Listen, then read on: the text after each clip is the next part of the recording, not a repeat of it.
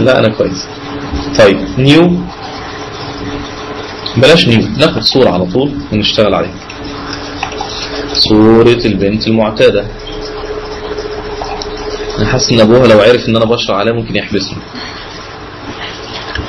المهم عندنا حاجة اسمها فلترز، افردوا لها قائمة، وهي دي مجموعة من الفلاتر، ممكن هي اسمها فلاتر يعني، حتى لما بنترجمها بالعربي نقول فلاتر يعني ما فيهاش ترجمة ايه، يعني بعض التأثيرات بتحصل على الايه، على الصورة.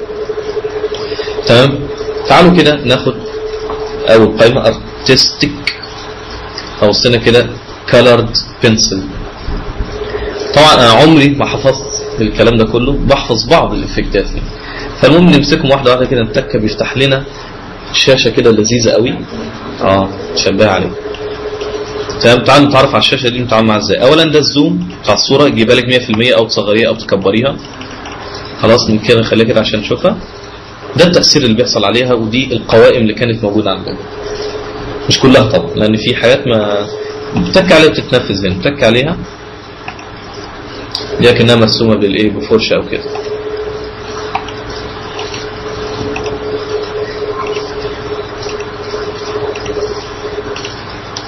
يبقى بيدي تأثير الايه، الرسم تقريبا.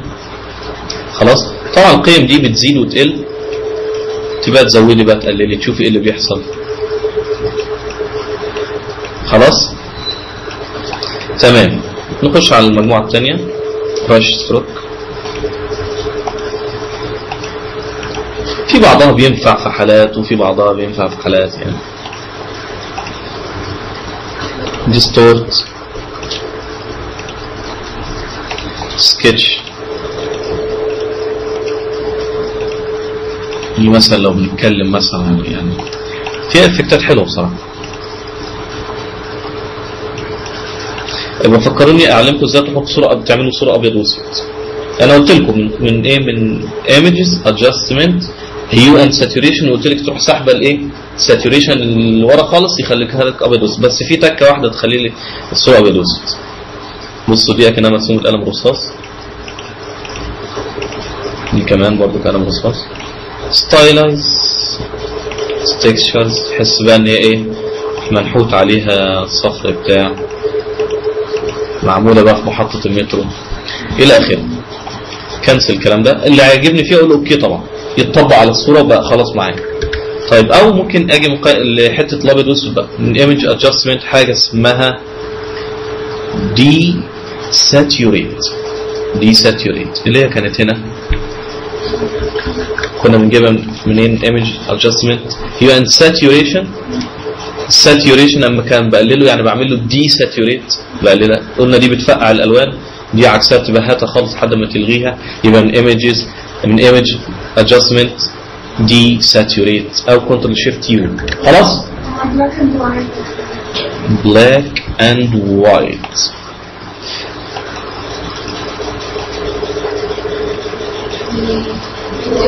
دي تتحكم بقى في كل لون، مثلا من ناحية يعني البلو تفتحه وتغمقه، السيان اللي هو الازرق تفتحه او تغمقه في الصورة نفسها، الجرين طبعا الجرين ورا في الزرع شايفين تأثيره بيحصل ورا بس.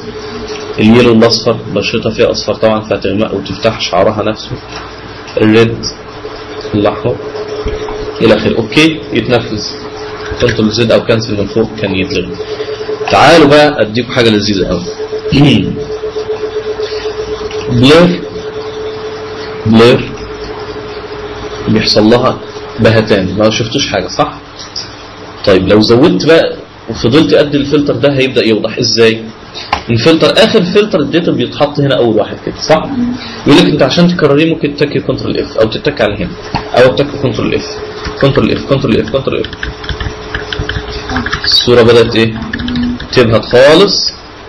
طبعا عشان افضل ارجع على كنترول زد هموت، فاقفلها تاني اساسا وايه وافتحها من جديد. تبقى محفوظه في الريسنت. عندنا حاجه هنا اسمها الريسنت، يعني دي اخر ملفات احنا فتحناها. المهم فلترز بلير، في حاجه اسمها جوسن بلير او جوسن بلير او جوشن بلير، مش عارف بنطقها ازاي، سمعت كذا نطق ليها.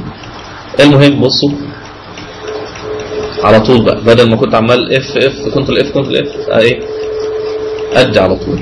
ممكن اعمل تسريع كده مفيش مشكله. خلفيه ملونه، فلترز، بلاير، في حاجه اسمها موشن بلاير،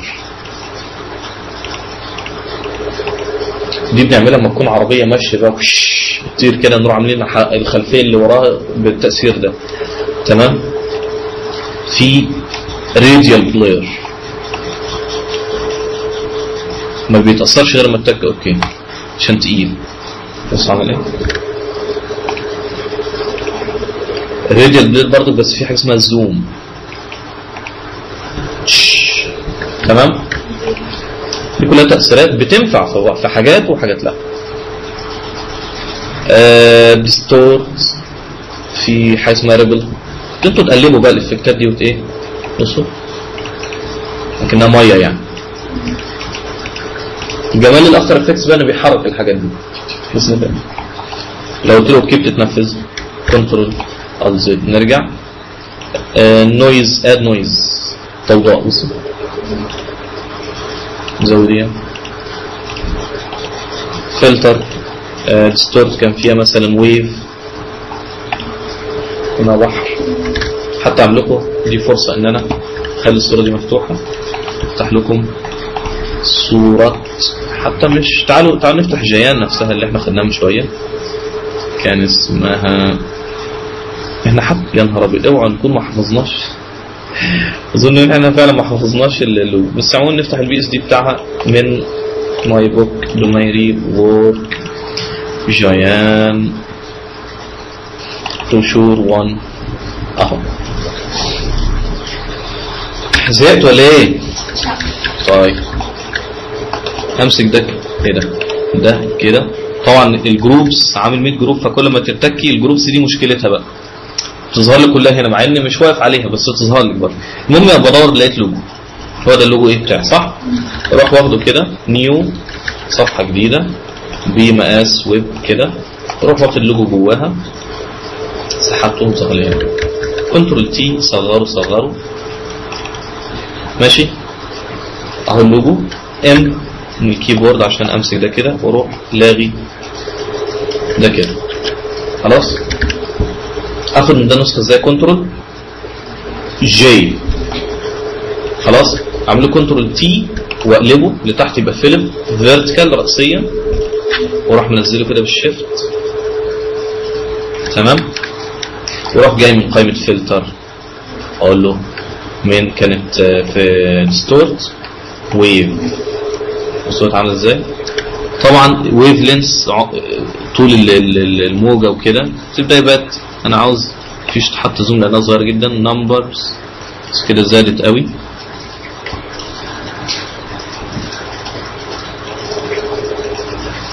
اكنها ايه ماشيه على ميه. اظن الريبل هيبقى هنا افضل. ستورت ريبل اقلله لكنها ايه على ميه. حتى ممكن نعمل ميه تحت كده ننزله تحت كده ون ايه نروح جايبين. بصوا الحركه الحلوه ديت كده مثلا و لون قريب منه بس فاتح شويه، واقول له من قائمه فلتر املاه باي لون الاول معلش. من قائمه فلتر ريندر حاجه اسمها كلاودز ماشي. كنترول اف يكرر الايه الافكت. اعمل له كنترول تي اصغره كده مثلا ماشي. لا كنترول زد اصغره سنه بسيطه وهمسح الباقي بالاستيكه.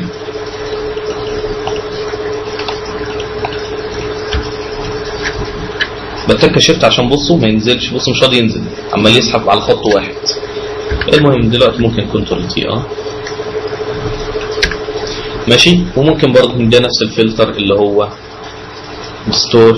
ديستورت قلنا زي ما فات التشويهي. ريبل يبقى كن دي ميه مثلا ودي عليها يعني اي حاجه. ممكن ده كده نغير في الكالر مود تكه كده على الشيفت والزائد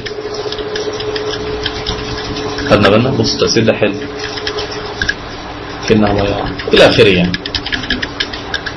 دي كلها حاجات ممكن ايه نعملها بافكار معينه. اقفل ده كده تطبيق سريع يعني الموضوع اللي النويز.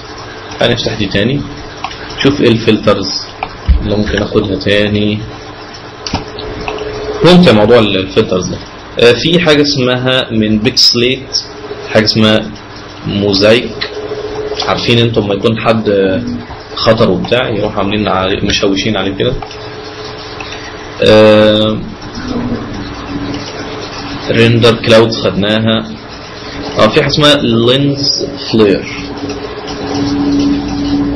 بصوا اللي هي الايه اللي هي اشعه الشمس ديت برايتنس يعني الضوء بتاعها ده زاد قوي كده. طبعا دي انواعها في 50 وفي 35 في 10 في بتاع. اتفضل كده مثلا الى اخره.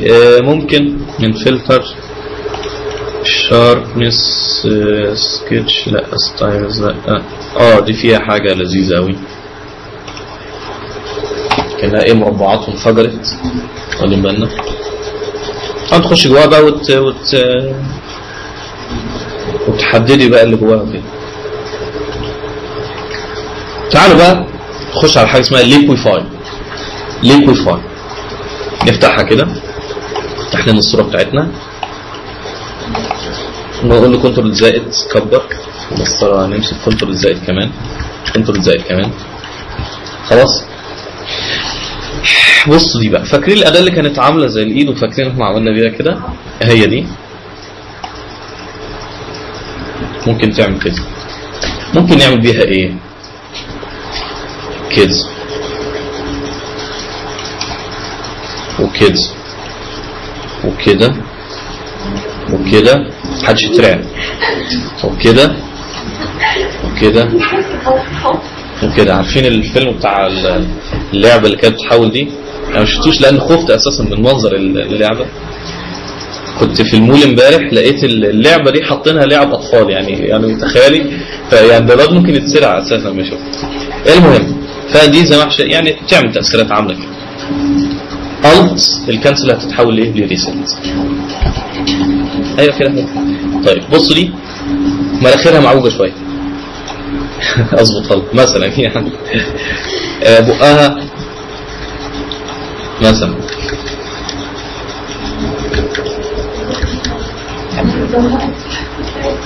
طب هي عمال بيلف كده بس انا عاوزه يلف الناحيه الثانيه بالالت.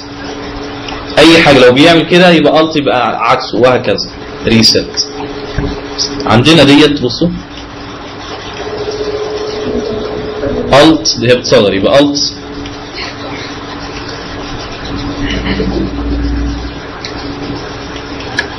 مثلا الت وريست. دي بتكبر برضو.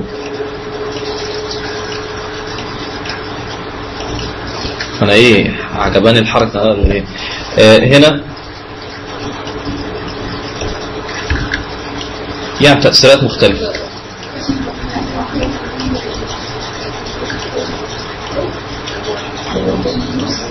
اي حاجة دي طبعا يعني مثلا بنلعب فيها فعلا في الصور. يعني مثلا واحد زميلي كان بكرش رحت ماسكه ما خليتلوش كرش يعني حاجات كده يعني بنعالج بيها احيانا عيوب الصور يعني مش شرط نشوه بيه يعني ممكن فعلا يكون في عيب فنصلحه بيها وهكذا. يعني تأثيرات ايه كتير يعني مختلفة نلعب بيها يعني وخلصنا تمام نروح قال له اوكي ينفذ الايه الكلام ده بس ماشي. ده بالنسبة لايه لموضوع الفلترز. عندي حاجة اسمها لاير فيا كوبي او كات. لو انا ماسك دي كده عاوز اخد منها نسخة من دي نفسها كده اروح متك رايت كليك واقول له لاير فيا كوبي. بص عامل لنا ايه كوبي منها. فبالتالي لو حركتيها طب لو قلت على نفس اللاير جيت هنا قلت له لاير فيا كات ستها خلاص سهله. الت دبليو كنترول دبليو اقفل الصوره دي. تعالوا نتعلم حاجه جميله بقى اسمها الاكشنز. طب تعال نوقف الجزء